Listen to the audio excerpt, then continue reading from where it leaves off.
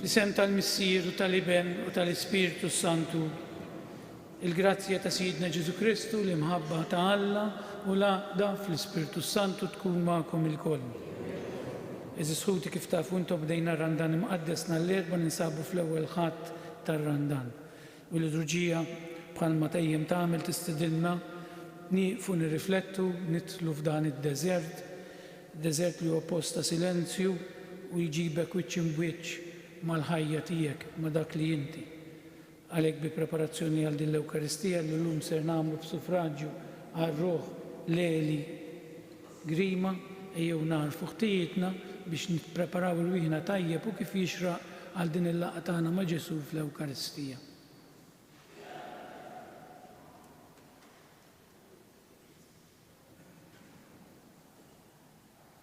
Nistqar l-Alla li jista' kollox u lilkom ħuti li jiena dnibt ħafna bil-ħsieb, bil-kliem u bil-għamil, billi ħallejt dmirijieti, ħtija tiegħi bl-akbar ħtija tiegħi. Għalhekk nitlob l-imqazza Marija dejjem Verġni, l-anġli u l-qaddisin kollha u lilkom ħuti biex titolbu għalija il-mulej Alla tagħna. Iħenna għalina Alla li jista' kollox, jaħfrilna ħtijietna u jwassalna għal ħajja ta' dejjem. Mulej ħniena, Kristu ħniena, mulej ħniena. Fi żmien ir-Randan ma tingħax il-glorja, nitolbu. U Alla li tista' kollox, bit-taħriġ ta' kull sena matul ir-Randan imqaddes, għatina li nifhmu dejjem iżjed il-misteru ta' Kristu u bil-ħajja xierqa niksbu l-frott tiegħu. Dan kollu nitolbulek bibnek, Ġesu Kristu Sidna, li hu Alla u miegħek jgħix u jisaltan flimkien mal-Ispiritu Santu għal dejjem ta' dejjem.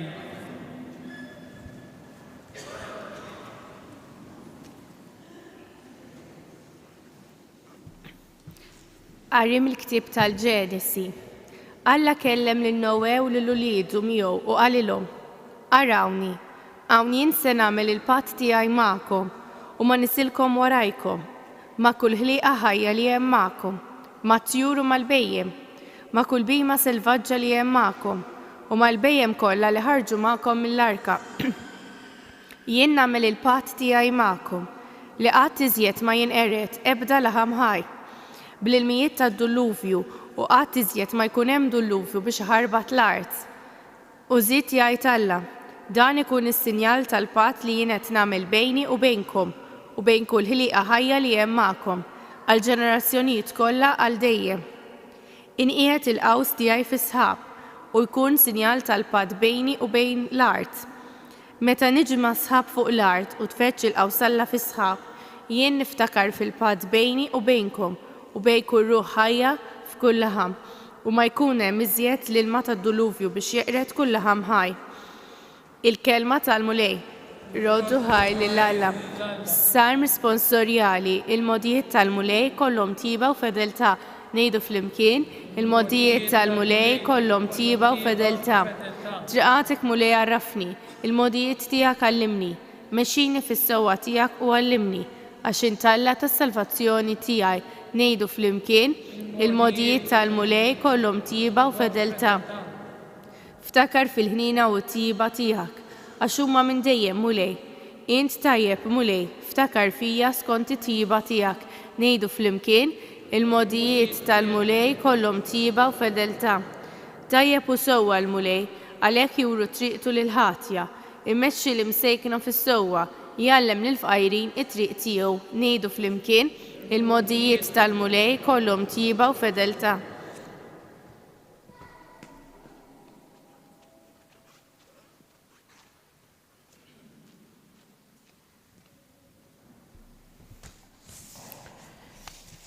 Qari mill-ewwel ittra ta' San Pietru Apostlu. Eżis, Kristu wkoll miet darba għal dejjem minħabba tnubiet. U li kien ġust miet għall-inġusti biex iressaqhom lejn Alla.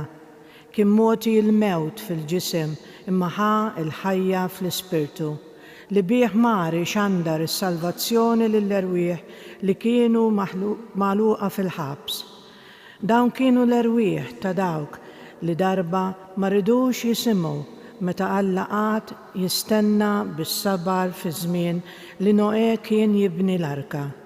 Ftit, jiġifieri 8 biss salvaw bis-saħħa tal-ilma. Dan l-ilma huwa tiġbieħa tal-Magħmudija li issa issalva lilkom ukoll. Mhux għax tnaddaf il-ħmieġ tal-ġisem, imma għax hi talba lill-Alla ħirġa mill-kuxjenza safja bis-saħħa tal-qawmien ta' Ġesu Kristu li tala s-sema u qiegħed fuq il-lemin ta' Alla u għandu taħtu is-setat u l-qawwiet tal-anġli. Il-kelma tal-mulej. Roddu ħajr lill-Alla.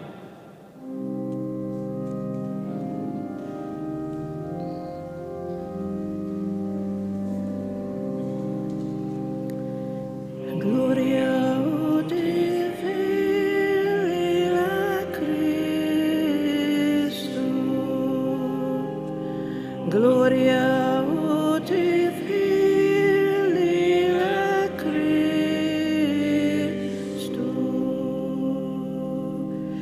Il-bniedem mhux bil-ħobż biss jgħix, iżda b'kull kelma li toħroġ minn fom Alla. Gloria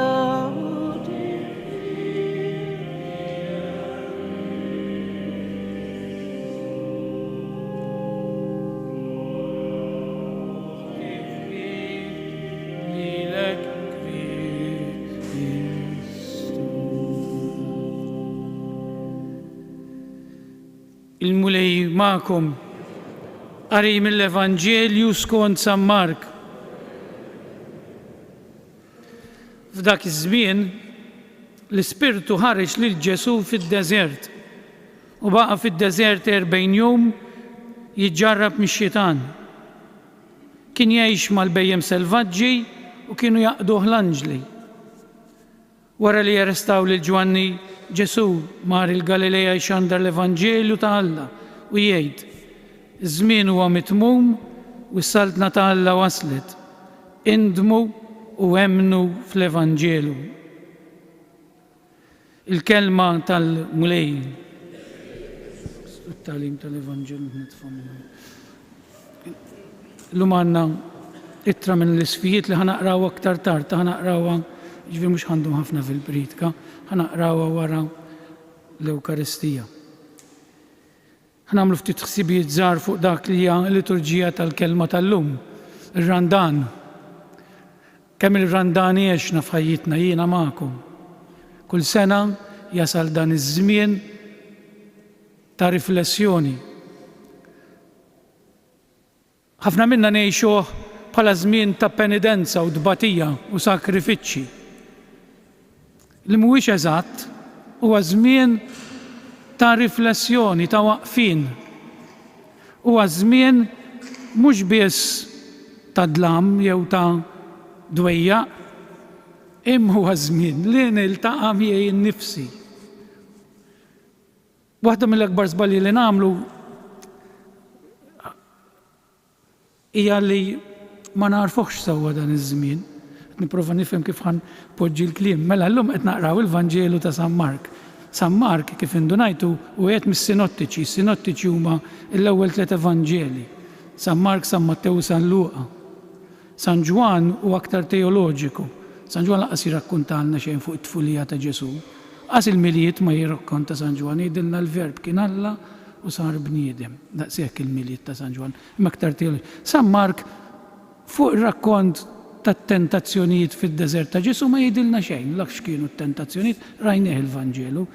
Imma jgħidilna ħafna affarijiet f'żewġ versi importanti u jien nipprova ngħixhom magħkom billi nirriflettu fuqhom ta'. F'dak iż-żmien l-Ispirtu ħareġ lil Ġesu fid-deżert. Huwa l-Ispirtu li jimbuttana biex immorru fid-deżert. Kulħadd jibża mid-deżert, kulħadd. Kultant aħna l-Ispirtu is-Santu nagħmlu l-oppożizzjoni. Ma nkunux irridu noħorġu fid-deżert. Il-Knisja tipprova tienna nidħlu f'dan id-deżert. Għax id-deżert ilaqqana mal-biżgħat ta' ruħna, ma dak li jwerwirni, dak li jeġġu qalbi u ma jafu ħadd. Bħalma ġralu Ġesu. Ġesu iltaqa' jgħidilna l-Vanġelu kien jgħix mal-bejjem selvaġġi u kienu jaqduh l-anġli. Il-bejjem selvaġġi huma it-tentazzjonijiet fil-qlub tagħna. It-tentazzjoni ma mmurrux kontrija, nippruvaw ma naqgħux fid-dnub, imma rridu naċċettawha. Tgħidu li fader x'qed tgħid dalgħodu. Tifhmuni x'ħażin. It-tentazzjoni hija t-triq tas-salvazzjoni. Min jipprova jeqret it-tentazzjoni, aħna hekk tallimna forsi fl-antik, itlaq lehem jew xi tant tittentanix. It-tentazzjoni knarfu ngħixuha bħala ma għamel Ġesu. Ġesu l-Ispirtu Santu mbuttaħal ġad-deżert, ma qallux le ma rridx niltaqa' max-xitan jew ma rridx li jkolli tentazzjonijiet, għax fit-tentazzjoni niltaqgħu ma' Alla aħna. Fid-dnub tagħna għalhekk l-ewwel lezzjoni hija importanti. Alla jiġborna minn ġal-ħama tagħna biex jerfana. U huwa f'dak il-mument li niltaqgħu ma' Ġesu. Bħalma jiena, ġibilkom eżempju. Meta nsir nafu t-tabib tiegħi. X'kien immur għandu, jgħidu li hemm dak il-professur ta' qed inħossek dak l-aħjar professur. Ma tafux minn Adam. Tmur għandu u x'int tispjegalu dak li lilek qed jinkwetak, dak li għandek f'qalbek, li jint tafu għax qiegħed fid-deżert, u fid-deżert tiegħek biss, int biss tafu, dak li lilek jinkwetak, id-dnubiet, dak li lilek rabba l-materja f'qalbek biex nġib eżempju. X'in tħalli t-tabib propju jdaħħal subaj hemm u jara x'għandek eżatt, issir taf li t-tabib u hemmhekk kifejqek. L-istess fir-ruħ tagħna. X'in nitlu fid-deżert ta' qalbna u dak li hu l-iktar moħħbi u dak li l-iktar li jinkwetani, id-dnubiet u d-difetti kollha li għandi li ħadd ma jaf bihom, l-ewwel ħaġa rid naċċetthom. U naċċetthom bħala mezz ta' qudusija. Dan hu l-Vanġelu tal-lum. Dan hu r-randan ta' Eżis Ħuti. Jiena kif nista' noppinih l-Ispirtu Santu li jdaħħalni fid-deżert? Billi ma nsibx mument kwiet fil-ħajja tiegħi. Billi dejjem bil-mużika ġew idnejja, billi dejjem fuq il-mezzi tal-komunikazzjoni li ma fihom xejn ħażin ta'. Imma jien hemm bżonn nidħol fid-deżert fejn ninża minn kollox. Ninża minn dak li għalija hu importanti. U nfittex għax kultant kemm hu diffiċli anki li niltaqa' ma' dak illi li werwirni f'qalbi.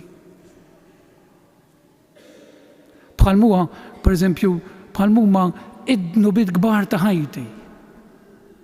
Hemm bżonn nidħol hemm ġew, innaddafhom, niddiżinfetthom, naċċetta li jiena qed ngħix f'ħajja li ħankun ittentat imma bl-għajnuna ta' Alla nissuperhom. Ġesu naqraw il-Vanġeli l-oħrajn, iż-żewġ sinottiċi l-oħrajn, bil-kelma tal-Alla jiġġielidlu lix-xitan. Il-bniedem mhux bil-ħobż biss jgħix. Il-bniedem mhux bir-rikkezzi biss jgħix. U x-xitan lina b'dan jittantana ta'. B'dan, bil-ġejt tad-dinja, m'hemmx affarijiet dan elfen sena ilu l-istess tentazzjonijiet li x-xitan għamel lill-Alla li l-Ġesu jagħmilhom lilna llum ta' b'mod differenti ovvjament. Bil-popolarità, aqbes ħalli jiġu jilqgħu l-anġli, kulħadd jemmen fik. Ġesu jidħol minn dak il-bieb u jagħmel 4 mirakli. Ikollok xi żex mardiet jew 2 bil-krozzi fejjaqna, kieku tapinu taf kif jintella, kieku Malta taf kif tikkonverti, ma Ġesu ma jridniex niġru warajh għal dawn l-affarijiet.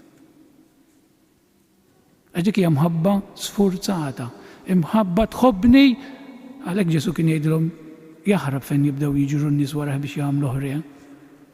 Ġesu jridek temmen għax tħobbu. Għall-ebda raġuni oħra, iridek temmen għax ħafillek dnubitek kollha u m'għadux jiftakarhom. Ġesu jridek taċċetta li t-triq li twassal għal għandu hija triq umana. Mhux id-dnub li telfek u jindannak, mhux id-dnub li ma naċċettax illi jiena midneb u jinsalvat. ħanidħol jiena fil-qalb tiegħi fejn għandi, skużani ħanid il-kelma, l-materja, forsi fil-ferita illi kif tmissa b'subajk tajtaħ, lest illi nħalli l-Ġesu inaddafli il-laħam il-ħażin li għandi biex ifejjaqni. Jew li l-Ispirtu Santu xin jimbuttani fid-deżert permezz tal-Knisja, permezz ta' dan iż-żmien tar-Randan. Ngħidlu leleħej nisma' l-Qudies il-ħadd imbagħad ħallini ta' ħankompli ngħix bil-ħajja tiegħi. Papa Franġisku kont qed nisma' Fader Martin Ċilja għamel diskors fuq ir-Randan fil-Knisja ta' Żebbuġ u qal il-Papa Franġisku jgħid frażi u laqtitni lili. Il-Papa jibża minn dawk l-insara illu jgħidulu aħna mhux dejjem hekk għamilna, ilna 50 sena nagħmlu hekk ir-Randan nisimgħu qudiesa, nagħmlu l-festa, immorru l-visti, l-ġimgħa l-kbira, niġru ġirja bil-Kristu l-xoxt. Mhux dejjem hekk għamilna. Dik hija perikoluża. Għax il-bidla tiġi fil-qalb tiegħek meta tieqaf tirrifletti, meta ma tagħmilx dejjem kif dejjem għamilt. Mhux dejjem hekk għaddejna ir-Randan tisma' qudies għal ħadd, tisma' l-qassis jippridka fuq l-indiema, fuq il-maħfra, fuq id-deżert. Jgħaddi jiġi lejt nifirħu, niklu żex figolli. Mhux dejjem hekk għamilna. Lest li nbiddel ħajti, li tbiddel ħajtek. Ħanġibilkom eżempju, fuqi. Spiċċajt minn teacher jiena sixth form u l-isqof batni, ħanitkellem ċar m'għandix naħbija, kulħadd jaf. Batni l-emkast, jiena kif qalli, qed ma daffi minn daqshekk kellem, għax ma batniex is-sixth form, kontinni hemm 27 sena naf, it-teachers naf il-kulħadd. L-emkast ma naf il-ħadd, qas naf kif jaħdem, qatt ma mort l-emkast. Il-bidla tbeżżek kollu ċajt. Palma tbiddel xogħol, tbiddel dar, kollox il-bidla. Imma l-bidla tirrinovak ukoll. X'differenza kemm gibirt jiena li ltqajt ma' nies ġodda, erweħ ġodda, possibilitajiet ġodda, żgħażagħ differenti, problemi differenti. L-isqof sajt ngħidlu li ħallini ta' jew hemm jew ma rrid xejn. Il-bidla. Meta bagħatni tapinu, mill-parroċċja tiegħi bagħatni tapinu. L-ewwel darba tlajt fuq dal-lamboni x'ħanejt. Imma l-bidla li jenna tenna nikbru, jiena kbirt tapinu, kbirt dak is-sens anke bil-ħajja spiritwali tiegħi. Għax tiltaqa' ma' nies, tiltaqa' ma' erwieħ ġodda, tgħin nies oħra u meta qed tgħin tikber int ukoll. Issa r-Randan, ħalli m'għandehomkom xi hemm ċirkolari, x'ħajfisser għalik? Lest li tinbidel. Int jiena lest li ninbidlu biex tinbidel. Ġesu jiltaqa' mal-midneb fid-dnub tiegħu, waraw il-Bibja. Fid-dnub tiegħu, Alla jmur fittex il-midneb fid-dnub tiegħu. Zakkew, il-Madalena, il-San Pietru x'allu xi ħares leħ. Toffendini li hemmhekk iltaqa', ma San Pawl fejn iltaqa' x'inke qed joffendeh li joqtol l-insara. Għax it-tabib hemm jidħol. Allura niftħulu qalbna lil Ġesu. Dawk l-affarijiet li huma qegħdin f'qalbna u weġġewna u nibżgħu minnhom. Ħanħallu l-Ġesu jidħol. U taraw kif it-tabib ifejjaqna għax għalhekk ġie Ġesu. Ikun infaħħar Ġesu Kristu. Nqumu bil-wieqfa li flimkien bil-qalb nagħmlu l-istqarrija tal-fidi tagħna u ngħidu jiena nemmen f'Alla wieħed, il-Missier li jista' kollox, li ħalaq is-sema u l-ard. Dak kollu li jidher u dak li ma jidirx. F'mulej wieħed Ġesu Kristu, Iben waħdini, nistennu l-Missier qabel kull żmien, Alla minn Alla, dawl minn dawl, Alla veru minn Alla veru, imnissel mhux magħmul, natura waħda mal-Missier u bih sar kollox. Niżel mis-smawijiet għalina l-bnedmejn u għall-fidwa tagħna u għall-ġisem bis-seta tal-Ispirtu Santu minn Marija Verġni u sar bniedem, salbu għalina. Bada taħt Ponzu Pilatu, mitu difnuh. Fit-tielet jum qam minn belwiet skont il-kodba mqazza u tela s-sema u qiegħed fuq il-lemin tal-Missier u għandu jerġa' jiġi bil-glorja biex jagħmel ħaq mill-ħajjin u mill-mejtin. U s-saltna tiegħu ma jkollix tmiem. Fl-Ispirtu Santu mulej li jagħti l-ħajja li ġej mill-Missier u mill-Iben li huma qjum mweġġa fl-imkien mal-Missier u mal-Ibn u li tkellem b'fhom il-profeti fi Knisja waħda qaddisa, kattolika u apostolika, nistqar ma'mudija waħda għal-maħfra ta' dnubiet, nistenna l-qawma mill-liwiet il-ħajja ta' żmien li ġej. U eżis, fil-bidu ta' dan ir-randan imqaddis nitolbu l-Missier il-ħniena biex iġeddet il-patt ta' mħabba tiegħu magħna u biex aħna nikkonvertu. Nitolbu għall-Knisja li Kristu għażilha biex tkun strument ta' maħfra sabiex ir-randan tgħin l-insara jagħmlu din il-mixja fid-deżert ma' Kristu li jirbaħ ix-xitan. Nitolbu għall-gvernijiet ħalli jfittxu dejjem it-toroq li jwasslu għal biberija bejn il-bnedmejn u għaċ-ċaħda ta' dak kollu li jġib il-mewt u l-ħażen. Nitolbu għal dawk li għandhom bżonn it-talb u l-għajnuna tal-komunità Nisranija biex l-Ispiritu Santu jagħtihom il-ħelsien mill-qawwa tax-xitan. Nitolbu għalina li nġbarna hawnhekk u għall-familji tagħna u għall-morda biex f'dan ir-randan nifhmu li l-bniedem mhux bil-ħobż biss jgħix imma b'kull kelma li toħroġ minn fhom Alla. Nitolbu u Alla int kollok ħniena u modrija f'kull żmien inti ġeddiet il-patt tiegħek min-nisel tal-bnedmin. Għenna biex aħna niftħu qlubna ħalli nisimgħu l-kelma tiegħek bi Kristu Siedna.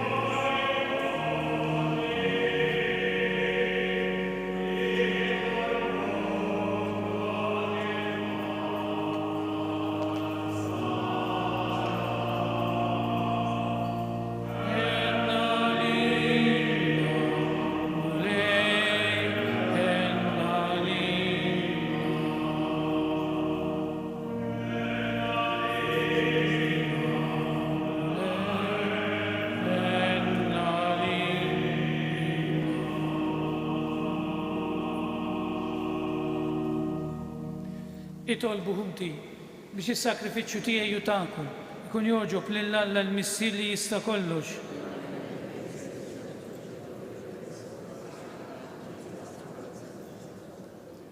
Għamel mulej li niġġieldu dejjem f'ħajjitna biex nofrulek kif jixraq dan is-sakrifiċċju ħalli bih inqazzlu l-bidu ta' dan iż-żmien qaddejs u jgħinna ċ-ċelebrazzjoni tal-misteeri tal-Għid bi Kristu Siedna. Mulej magħkom. Nerfgħu qlubna l fuq. Niżżu ħajr lil mulej Alla tagħna. Sewwa xieraq tassew mulej Missier qaddejs Alla ta' dejjem li tista' kollox, tajjeb u taġid tas-salvazzjoni tagħna li dejjem ukoll imkien irrodulek ħajr. U għal 40 jum iċċaħad mill-ikel tal-art biex bis-sawm tiegħu tqaddis din l-għamla ta' takkis u bir-reb tiegħu fuq l-erk kollu tax-xitan għallimna nwarbu l-ħmira tal-ħażin. B'hekk iseħħilna niċċelebraw kif jixraq il-misteru tal-ikel tal-Għid f'din il-ħajja sa ma naslu biex nieħdu sehem għall-ħajja ta' dejjem fl-ikla tal-Għid tas-sema. Għalhekk flimkien mal-anġlu u l-qaddisin kollha intennulek li nuta tifħir bla qiegħda ngħidu Qaddejs, Qaddejs, Qaddejs, mulej Alla tal-eżerċitu, smewt l-art mimlija bil-glorja tiegħek, osanna fil-ogħla tas-smewiet, imbierek minn ġej fisem il-mulej, osanna fil-ogħla tas-smewiet.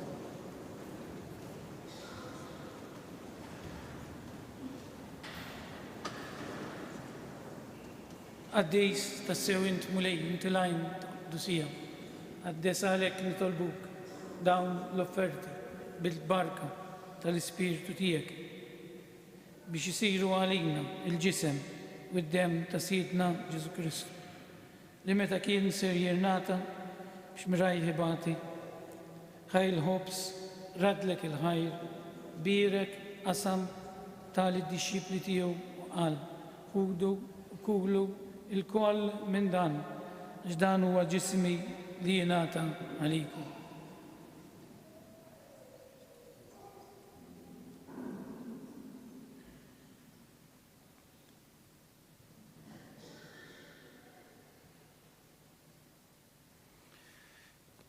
Ekku koll wara li klanħal kalċi reġerat il-ħajr tali d-disċipli tiegħu qal ħudu u xorbu minnu l-koll għax dan huwa l-kalċi ta' demmi tal-patt il-ġdid li jibqa' dejjem. Id-demm li jxxerret għalikom u għall-bnedmin kollha għall-maħfra tad-nubiet. Għamlu dan tifkira tiegħi.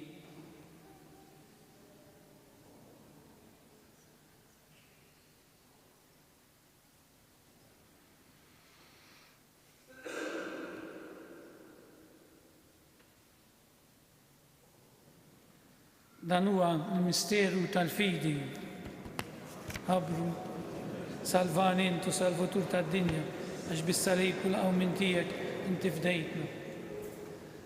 Għalhekk aħna nagħmlu dan tifkira tal-mewt u l-qawmin ta' Siedna Ġesu Kristu nofrulek mulej il-ħobs tal-ħajja u l-kalċi tas-salvazzjoni u radulek ħajra xorġbuk tilqana hawn quddiemek biex naqduk.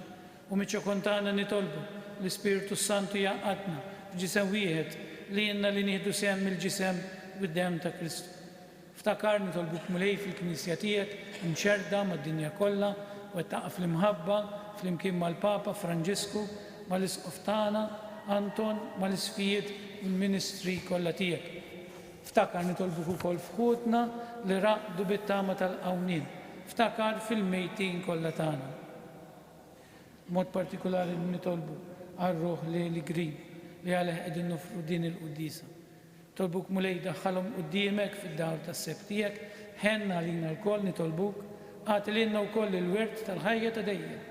Flimkien mal-Verġni Mqazza u Alla Marija, mar-raġel ta' Ħasan Ġusepp, mal-Apostlu u l-Qaddisin kollha li jgħixu fil-biberija tiegħek sa mill-bidu tad-dinja. Għamel li magħhom infaħruk u insebħuk Ġesu Kristu ibnek. Bi Kristu, ma' Kristu u fi Kristu, jingħata lilek Alla missier li tista' kollox, flimkien mal-Ispiritu Santu, kull ġieħu glorja għal dejjem ta' dejjem. Ejjew nitolbu kif għallimna u rridna nagħmlu liben Alla għas-salvazzjoni tagħna. Missierna li inti fis-smawiet jitqaddes ismek, tiġi saltnatek, ikoll li trid kif is-semek ukoll fl-ard. Ħobżna ta' kuljum għatina l-lum, aħfrilna d-nubietna, bħalma naħfru lil-minu ħati għalina, la ddaħħalniex fit-tiġrid, zdeħlisna mid-denja. Eħlisna nitolbuk mulej minn kull denja. Għatina fit-tieba u l-ħnina tiegħek il-paċi fi żmienna biex inkunu ħielsa dejjem mid-dnub u mħarsa minn kull inkwiet. Aħna nistennew nittamaw il-għena u l-miġja tas-Salvatur tagħna Ġesu Kristu. Mulej Ġesu Kristu li jett l-apostli tiegħek inħallilkom islim nagħtikom islim tiegħi la tħarrixx neħtijietna, żgħars lejn il-fidi tal-Knisja tiegħek. Għatija slimu l-għadda li intrid fija li tgħix fis-saltan għal dejjem ta' dejjem. Il-paċi tal-mulej tkun dejjem magħkom. Nagħtu l-paċi lil xulxin. Il-ġisem flimkien mad-dem tas-Sinjur tagħna Ġesu Kristu kun jiswew lilna se nitqabblu bihom għal ħajja dejjem. ħaruf Talla li tneħħi d-nubiet tad-dinja. Ħaruf Talla li tneħħi d-nubiet tad-dinja. Ħaruf Talla li tneħħi d-nubiet tad-dinja għatina l-paċi.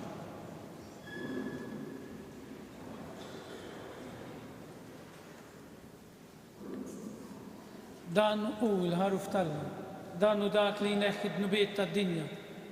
Jien dawk li huma mistiedna għand l-ikla tal-ħaruf.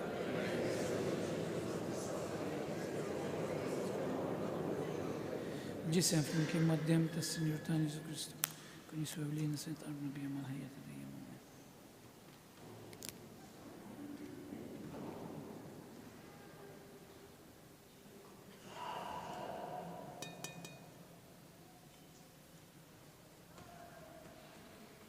قدمتك كريستوس حسن الحياة.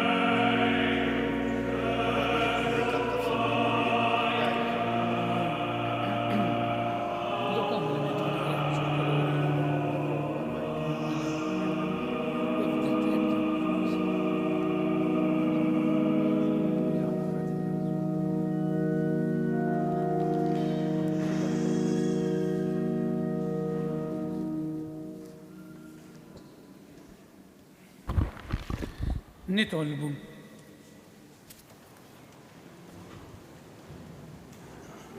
احنا تقربنا ملي بلكلتا السما اللي بيها نتخجوا في الفيدي نساهوا في التامة ونتقووا في المهبة عملنا لنهوس البزون اللي نيكلوا لذاك اللي يتساوي الهوبس خاي واللي نعيشوا تبلها كل كلمة اللي تهرش من فمك بكريستوس سيدنا عندنا طلبكم تقعدوا بالقيادة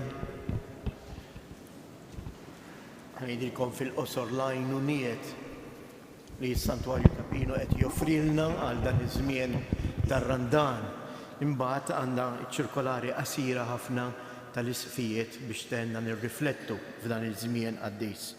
L-ewwel ħaġa nfakkarkom is-sagrament tal-qrar f'dan is-santwarju kuljum ikun hawn saċerdot bejn is-7:30 ta' filgħodu u nofsinhar u fis-1:30 ta' wara nofsinhar sas-7 ta' filgħaxija. Dan għas-servizz tal-qrar. Imbagħad għandna it-talb tas-salmi kull nhar Terba fit-8:15 ta' filgħodu u fil-nhar Terba u nhar ta' Sibt, dejjem fit-8:15 ta' filgħodu. Issa nibdew minn nhar l-Erba' li ġejja, l-Erbgħat kull nhar Terba ikun hawn mument ta' katekeżi u riflessjoni fuq il-kelma t'Alla. Dawn isiru wara l-qudiesa ta' filgħodu, ġifieri l-qudiesa tkun fit-8:30, wara l-qudiesa fid-9 tibda il-katekeżi, imbagħad fil-għaxija fis-7 ta' filgħaxija. Hekk għażlu ħin. Timxi din il-mixja tar-randan tkun għamilt ġimgħa sħiħa eżerċizzi billi tagħżel ġurnata fil-ġimgħa. Nhar Terba jew filgħodu jew fil-għaxija. Imbagħad nibdew mill-lejla stess kull nhar ta' Ħadd fit-3:30 ta' filgħaxija ta' wara nofsinhar tibda il-Via Sagra tul il-għolja ta' Ammar li tibda minn fuq it-suntier. Nibdew minn fuq it-suntier tal-Knisja biex is-saċerdot imexxi il-meditazzjoni tal-Via Sagra tul il-għolja ta' Ammar. Kull nhar ta' Ħadd fit-3:30 ta' wara nofsinhar. Nisimgħu issa dak li għandhom xi jgħidulna l-isqfijiet tagħna. Pastorali ġib l-isem ta' 5 barkiet għal pajjiżna din hija sintesi tal-ittra pastorali tar-Randan tas-sena 2024 jaqra kollha kemm jfittixa fuq il-mezzi tal-komunikazzjoni. Is-sena pajjiżna jiċċelebra 60 sena minn sena indipendenti u 50 sena Repubblika. Fl-innu Malti aħna l-Maltin u l-Awċejn nitolbu 5 doni. Id-den, il-ħniena, is-saħħa, l-għaqda u s-slim. L-ewwel don huwa id-den, il-kapaċità li wieħed jifhem, jaraf u jiddeċiedi li jażel it-tajjeb mill-ħażin. Fis-salm li tlabna dalgħodu, triqatek mulejja għarrafni, il-modijiet tiegħek għallimni, mexxini fis-sewwa tiegħek u għallimni. La għalu l-erfi wasluna biex nieħdu deċiżjonijiet li jmorru lil mill-interessi personali, deċiżjonijiet li jinkludu lil kulħadd, inkluż lil dawk li ġejjin warajna.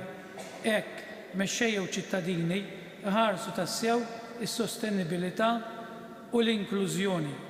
It-tieni don huwa l-ħniena li għamilna nixbħu tassew lil Alla kif ifisser San Pawl, Alla għani fil-ħniena tiegħu bis-saħħa tal-imħabba kbira li bija ħabna meta aħna konna mejta minħabba fid-dnubietna tagħna ħajja ġdida flimkien ma' Kristu.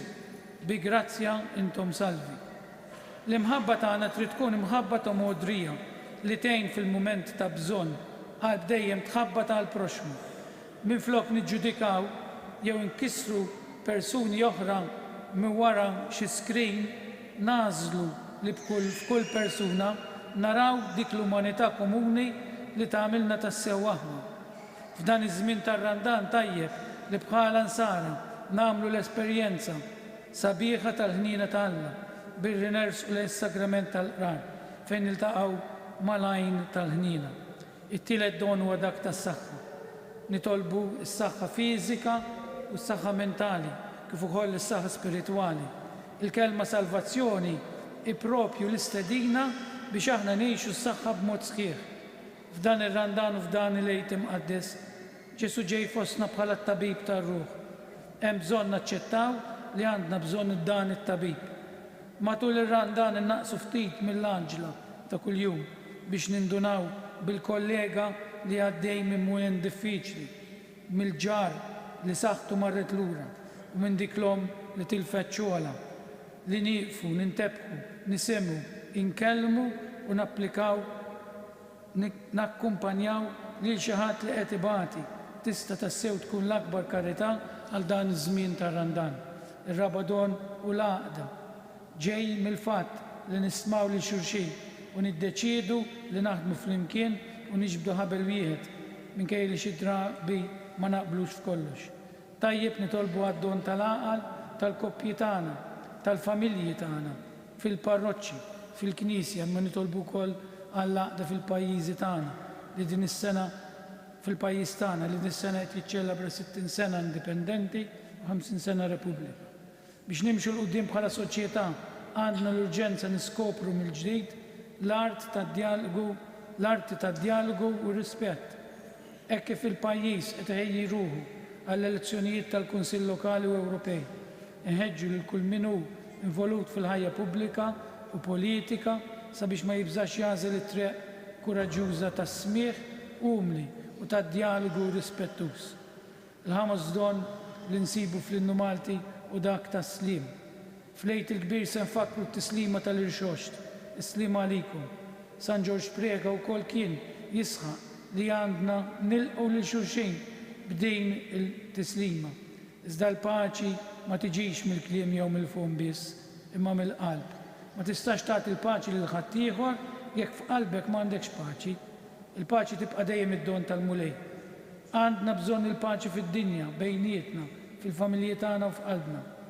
Tista' tkun l-ikbar sinjur tad-dinja, imma jekk f'qalbek m'għandekx il-paċi, tkun l-aktar bniedem fqir.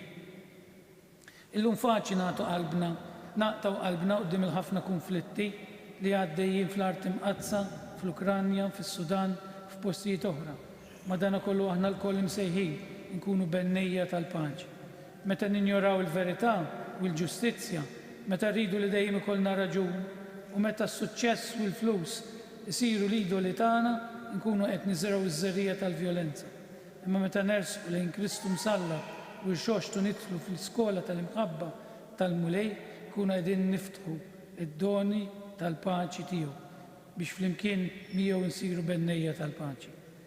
Hekk kif bdejna din il-mixja ta' 40 jum il-barka tagħna fuqkom u fuq pajjiżna. Idik ta' Ġesu stess, il-paċi magħkom. Charles Cicluna, Arċisqof ta' Malta, Anton Tewma, Isqof ta' Għawdex, Joseph Gallia Kurmi, Isqof Awżiljarju. Il-Mulej magħkom. Berikkom Alla li jista' kollox, il-Missier, l-Iben u l-Ispirtu Santu. Morru fil-paċi ta' Kristu. Nawguralkom il-ħadd it-tajjeb.